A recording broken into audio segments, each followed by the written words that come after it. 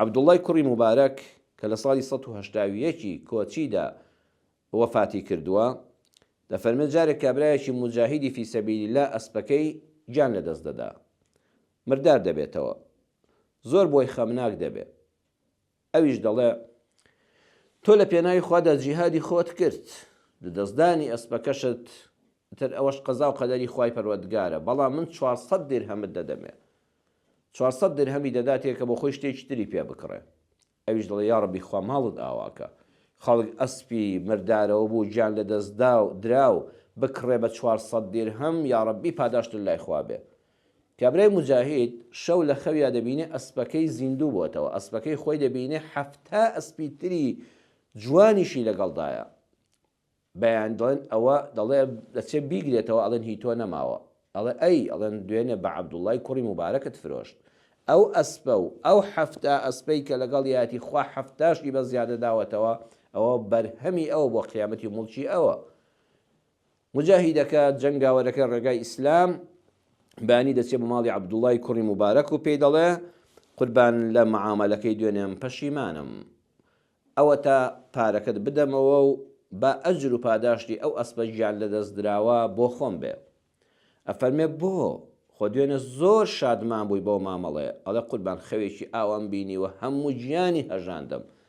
فەرمووی برا شیرینەکەم بەخوا ناتدەمەوە، بەڵام ئەوەی تۆ بەخەون بینیوتە من بە چاو بینیومە، دوێنێ کە مامەڵەم کرد بەخوا لەبەر چاوم بوو کە خوای یەک بە 7 بەلانی کەمەوە پاداشتم دەداتەوە. ئەوەی تۆ بەخەون بینیوتە و ئێستا بۆی پەشیمانی، من هەر یەقینم هەیە بە چاوی سەر ڕۆژانە دەیبینم و ئاوا مامەڵە لەگەڵ خوادا دەکەم. وبالآخرة هم يوقنون، أو إيماني هبه أولئك على هدى من ربهم وأولئك هم المفلحون، أو كسانة لسر هداية، أو كسانة هم المفلحون، أو كسانة سرفرازا. أما كومال خالبو لسورة البقرة آيات 3 تا 5 پروردگار بوي باز كردين كواتا أو كسا سرفرازا صلة بالخالق والإحسان إلى المخلوق، پەیوەندی لەگەڵ خالقی زۆر باشە لە ڕێگای نوێژ و عیبادەتەکانیەوە، لە ڕێگای بیر و باوەڕی دڵی سەلامەتیەوە بەخوا بە قیامەت بە هەموو پێغەمبەران و کتێبە ئاسمانیەکان و فریشتەکان. والإحسان إلى المخلوق ومما رزقناهم ينفقون، لەگەڵ خەڵکیشا پەیوەندیان زۆر بەهێزە بە چاکەکردن، ئەوەندەی بۆیان بکرێت چاکەیان بۆ خەڵکەیە خراپەیان بۆ خەڵک نییە. ئەوانە هم المفلحون، خوا خۆی وعدی داوە ئەوانە سەرفرازن. سەرفرازەکان ئەوانن یەأمرون بالمعروف وينهون عن المنکر وأولئك هم المفلحون. سەرفراز کەسێکە کە خاوەنی هەڵوێستە، یەأمرون بالمعروف، هەر وەختێک چاکەیەکە بێ فەرمانی پێ دەکەن، ڕێنمایی خەڵک دەکەن بۆ چاکە. وينهون عن المنکر، ڕێگری دەکەن لە خراپە، بەو ئەندازەی دەسەڵاتیان هەیە و خراپ بەرەو چاک بەرن و خراپتر نەکەن، بێ هەڵوێز نین، بێدەنگ نین، زمانیان نەبەستووە، دەستیان بە کوڵاوە شڕەی خۆیان نەگرتووە، ئاگرە سوورە لە خۆم دوورە دروشمیان نییە. واتە کەسانی سەرفراز کەسانێکی بە هەڵوێستن لە ناو کۆمەڵگادا، کەسانێکی بەرژەوەندی خواز و مەسلحەتچی نین، لە کوێوە بای هەر لەوێ شەنی خۆی بکە، بە هەموو کەس بڵێ بەڵێ قوربان و وەفای بۆ کەسیش نەبێ، تەنها بەرژەوەندی خۆی ببینێ. نەخێر، ئەوەی سەرفراز بێ خاوەنی هەڵوێست و مەبدەئە.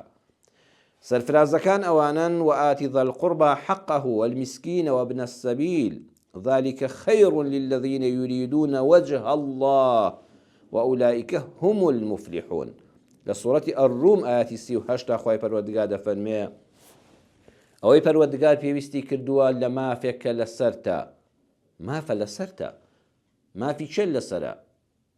ذا القربى خزمەکانت، کاکە بۆیە خزمتە کە حەقی لەسەرتە، ینی حەقی تۆ لەسەر ئەوە، حەقی ئەویش لەسەر تۆیە.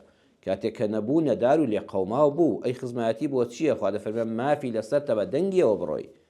والمسکین، با خزمیشن نەبێ، کاتێککە هەر هەژاری ناو کۆمەڵگاکەتە، هۆ هاوڵاتیتە، خەڵکی شارەکەی خۆتە، خەڵکی وڵات و مەملەکەتی خۆتە، دانیشتووی سنووری جوغرافیایی تۆیە، مادام هاوڵاتی تۆیە حەقی لەسەرتە، پێویستە یارمەتی بدەیت.